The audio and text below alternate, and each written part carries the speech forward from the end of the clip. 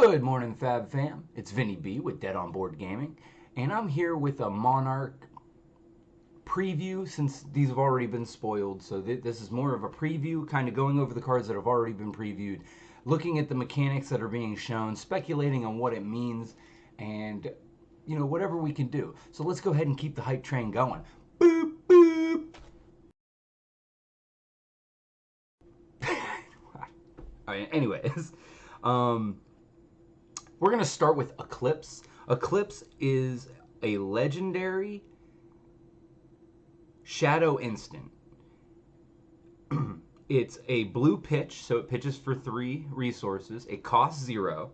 It is a legendary Kain specialization. So we have a new hero named Kain, and we don't know anything else really about him. I do believe he might be a locked-in shadow hero, but we'll see. So this is also a legendary, so you can only play one of them in your deck. It's also very important to know. Play Eclipse only if you've played 6 or more cards with Blood Debt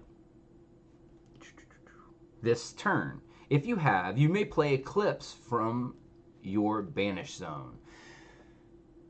It creates a Ursa the Soul Reaper token. Okay, so a lot to unpack there, a lot of questions. So the main question is, what is Blood Debt? And then what is Ursa?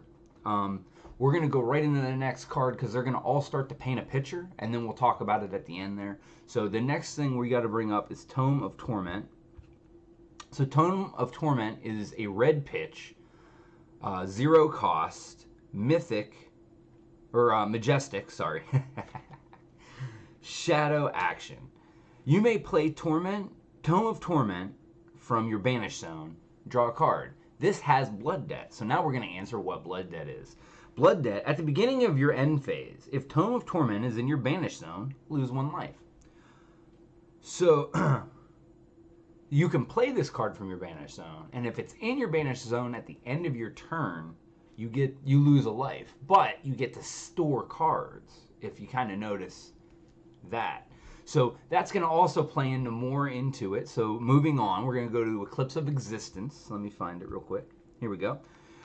This is a common shadow instant. It's a blue pitch. It costs 0 to cast. Whenever an attack you control hits a light hero, this is important too. We're going to get to the light and shadow and all that stuff very soon. You may banish a card from their soul. If you do, they lose 1 life. Okay, now what's soul? Now we got another question, right? But they did a real good job of kind of keep piecing it together. So we're going to keep going here. If you have more life than an opposing light hero, and it says "and," so it does fit into like pit fight and stuff like that. So you know what I mean. You may banish an action card from your graveyard. So now with Tome of Torment, you can play it from your Banish Zone. So you play it from your Banish Zone, you play this, it goes back to your Banish Zone. So that's a way to skip the loss of life with also bouncing it back and forth from Banish to Graveyard. Again, I can see the chain running. I see the chain rolling. And then last but not least on the shadow side is Doomsday. And Doomsday is a legendary specialization. It's another legendary shadow instant. So each of these 2 new heroes have legendary instants. Again, it's legendary, so you can only play 1 in your deck. It's a blue pitch. It costs 0 to play. Play Doomsday only if there are 6 or more cards with Blood Debt in your Banish Zone. So now you see why you want to move them there, why you might want to pay life at the end of your turn to stack up cards, because we have something like this. And what this does is create a Blasphemophet, the Soul Harvester token. We don't know what that is, but I'm assuming that it is a very ridiculous card. Same with the one from Eclipse. So now piecing that all together is now we get to play between our graveyard and our Banish Zone, and we have cards that benefit us from being in our Banish Zone and are able to be played out of your banish zone. So now you're putting cards in your banish zone that might cost you life at the end of your turn, but you're stacking your hand because it seems like, from what we see, that cards with blood debt are going to allow you to play them from your banish zone. So you are paying life to basically have a bigger intellect for a turn. Blood debt, it's a cool name. It makes complete sense. All right, now let's talk about the light side. And we're going to start with Tome of Divinity. It is a yellow pitch, 4 cost, and it draws 2 cards. It's a majestic. If a card has been put into a hero's soul this turn, instead draw 3 cards. Awesome. I think 4 is expensive, but I'm sure I'm wrong. It's probably just way too strong any other way. Anyways, so now we got some more questions about soul. What is soul? Moving on to Celestial Cataclysm. Is basically an E-Strike leveled up. It's a yellow pitch. It costs 0 to cast. As an additional cost to play Celestial Cataclysm, banish 3 cards from your hero's soul. Go again. 7 attack, 3 defense. It's a beast. And 0 cost. And you're banishing from your soul, which isn't from your hand.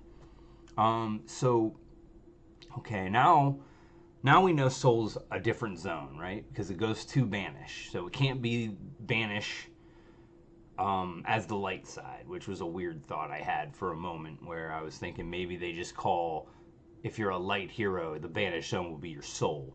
And it would work different than banish. But this proves that wrong. That was quick, easy, it's dead. So now let's look at Ray of Hope. And this is going to answer what soul actually is. Ray of Hope is a common light instant. Attacks you control have +1 while attacking a shadow hero this turn. If you have less life than an opposing shadow hero, put Ray of Hope into your hero's soul. Reminder text. Put this card face up under your hero card. Alright, so now it is another zone. But what's it do? And I don't have a big guess on what it is. Like, is it an alternate win condition? If I get up to 10 soul cards, do I win the game? Is it, you know what I mean? Is it just another resource to use to do cards like Celestial Cataclysm? Is it just a way to pay for cards in a different way? I do really love the tension, because as you've seen in Eclipse of Existence, it allows it to remove cards from your opponent's soul. So you can really see the tension between light and shadow being expressed in the cards. And what do we have? 7 cards we went over? And you can already kind of see the battle between good and evil in here, and how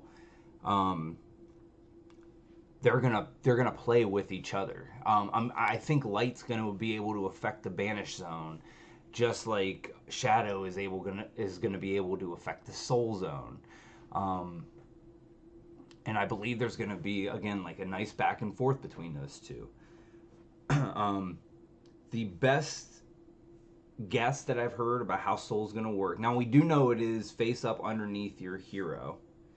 But what I've heard is that you're gonna pick your hero to be light or dark, which was what we called forever ago. That it was gonna be whatever hero, and you get to pick a light or a dark side, and those would be the cards that you're allowed to run in your deck. Which it does seem like we're correct about that. You know, check the receipts. We got that. I think we were on that from very early. So I think what you do is you decide if you're going to be light or dark, either at the beginning of the game. Well, probably at the beginning of the game is my guess. But your deck will probably already signify it. You know what I mean? So like when you're building your deck, I guess you would decide if you're going to be a light or a dark Kano. There's probably a token that goes underneath that says it's light or a shadow, and then from there you probably stack the cards on top if you are a light hero. Now, my other question is do we think Soul's going to happen on the shadow side? Because we've always seen so many cards, and it seems like that's a light mechanic, just like Blood Debt is a shadow mechanic. But I can definitely see Soul working both ways, as it goes underneath your hero on top of probably your marked shadow or light thing. So I wonder if Soul's going to be more universal and they're just kind of trickling it out to make us think that it's the light mechanic, and maybe it's not.